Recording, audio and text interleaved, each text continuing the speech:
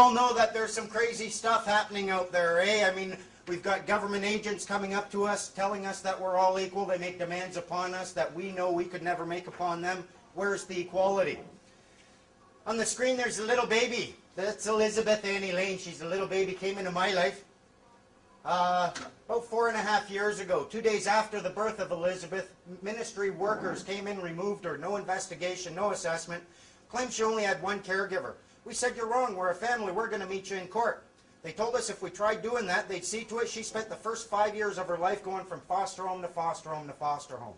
Shut me up in court, cost me my baby. Folks, anyone who knows me, shutting me up even for a moment is a bit of a trick.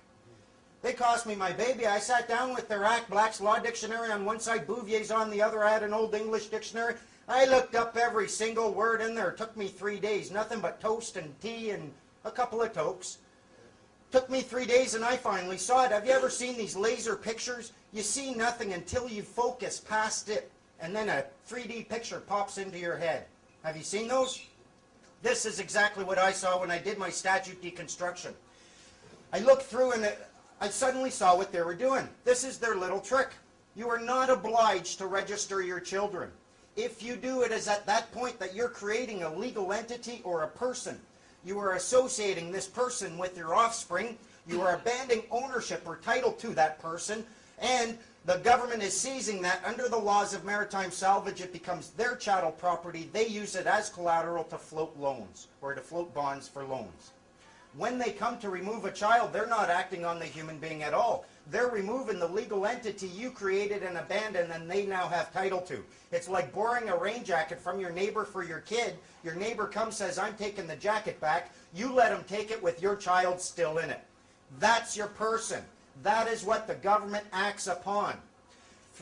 Since then, I've deconstructed a whole lot of acts, and I'm going to tell you a little bit about your person. Next slide, please. What I found in my research, a human being and a person are not the same thing. We've been led to believe that they are, but they're not. In Black's Law Dictionary, you'll find a definition of a person, and it says, a human being is not a person because he is a human being, but because rights and duties have been ascribed to him. Specifically, the person is that legal subject or substance of which the rights and duties are attributes. But not all human beings are persons, as was the case in Old England when there were slaves. You are not a person, you have a person. If you never know that this person exists, if the government is acting upon it and you are unaware of its existence, you're a slave to your own ignorance.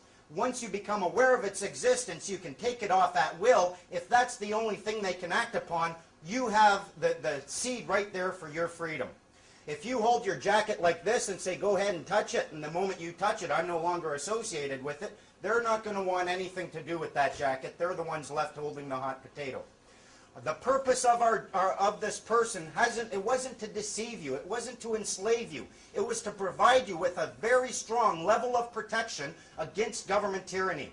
If they never act against you as a human being and they're only acting against your person, you always have the option to reject their governments and therefore escape tyranny totally and absolutely peacefully. The purpose of the person is for your benefit. You, as a human being, do not exist for the benefit of your legal fiction. Your legal fiction is there for you. Just like a rain jacket is there for you. And if you're in the rain, it's a good thing. If, however, it's a sunny day or you're in a lake, water up to your neck, it's something you want to remove lest it's going to harm or hamper you. The same is true with your persons. I think they kind of hoodwinked us. They created a situation when they got rid of slaves. They said, okay, everyone can be persons. If you do have slaves, then yes, it's beneficial to be a person. If, however, there's no more slaves, becoming a person is kind of saying, yeah, I'll take that lowest totem pole. In the deconstruction of the acts, what I found, what I'll tell you about in the next little 30 minutes or so, we're going to go through the 6 fundamental tricks that I've noticed in deconstructing their acts. When you sit down and you look at their body of words and you start deconstructing it, trying to figure out what the truth is, these 3, they always use them together. Smoke. The purpose of smoke from a tactical perspective as an ex-military soldier, The purpose of smoke is it's an irritant, it's an obscurant, it will hide movement, it will irritate your eyes, and it usually precedes an attack. You can find smoke in their words by looking for excess words that make no sense, that really aren't necessary. If they start defining words that you know the definition of already, like look in the Children and Family Service Act, they define the word child. Why would they do that? The people using the act, they all have university educations. The reason they're putting this excessiveness in there is because they are creating movement, they're changing the definition just slightly, and they need to do that in order for this smoke to work. The next one is the mirrors. Let's suppose for a moment that this right here, this piece, next seminar we've got to get a mirror, guys. Let's suppose this is a mirror and I'm standing right here.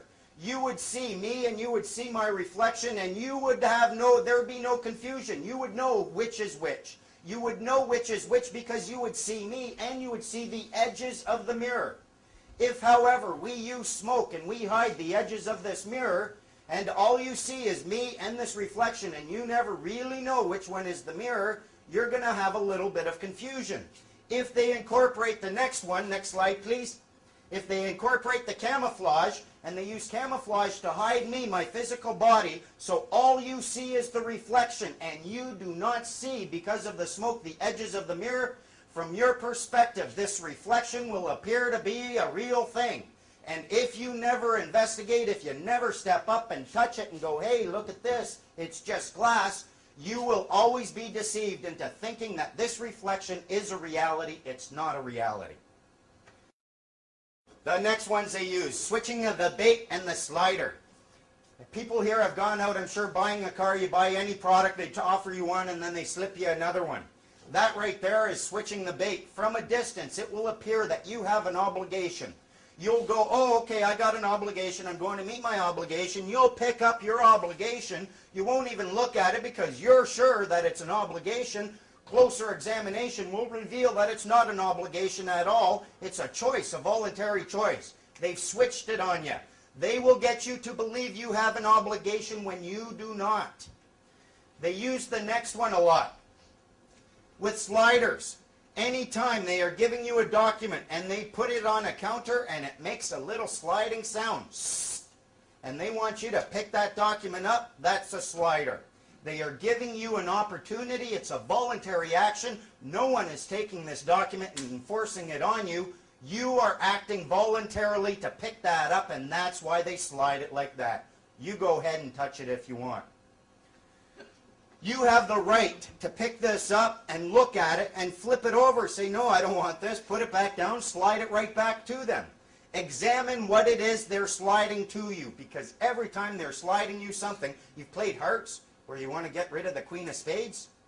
That's what they're trying to do. They're trying to get you with the Queen of Spades. Flip it over, look at it, say, no, I don't want it. Slide it right back to them. There's nothing they can do.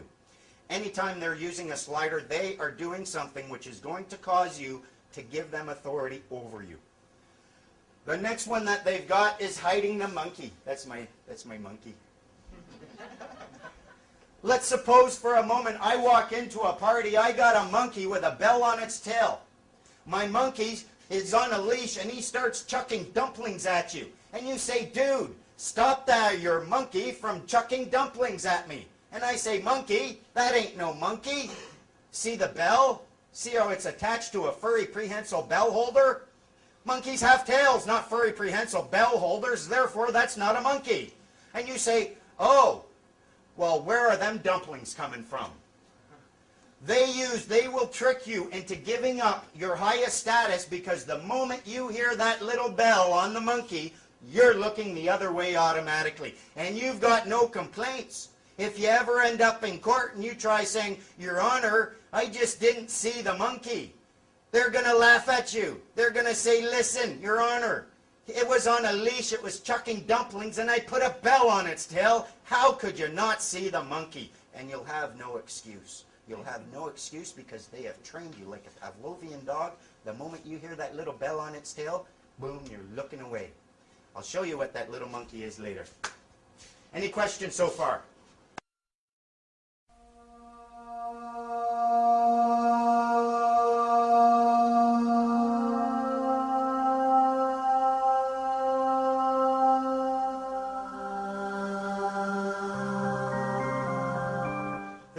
13 basic things that they don't really want you to know. 13 fundamental things that if you remember what they are, you are going to have all the power in the world over them.